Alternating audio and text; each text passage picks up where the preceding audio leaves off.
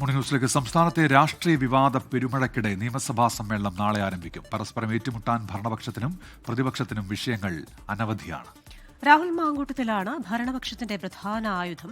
Police സ്റ്റേഷനുകളിലെ മർദ്ദനങ്ങൾ ഉയർത്തി പ്രതിപക്ഷം പ്രതിരോധം തീർക്കും. സാധാരണഗതിയിൽ നിയമസഭാ സമ്മേളനം തുടങ്ങുമ്പോൾ പ്രതിപക്ഷത്തിന്റെ കയ്യിലാണ് വിഷയങ്ങൾ കൂടുതലായി ഉണ്ടാവുക. ഇത്തവണ പക്ഷേ ചില മാറ്റങ്ങളുണ്ട്. ഇരുവിഭാഗത്തിനും തുല്യശേഷിയുള്ള ആയുധങ്ങൾ. രാഹുൽ മാങ്കൂട്ടത്തിൽ തന്നെയാണ് ഭരണപക്ഷത്തിന്റെ തുറുപ്പ്.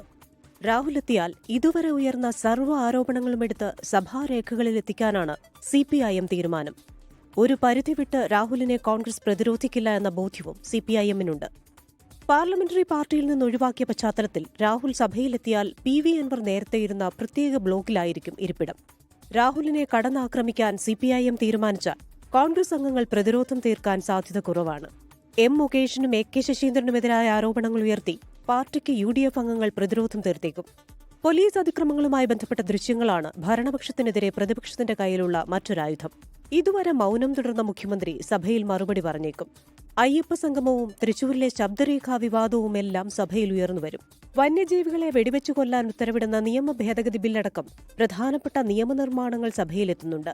ഒക്ടോബർ 10 വരെയാണ് സഭ ചേരുന്നത്. 24 തിരുവനന്തപുരം.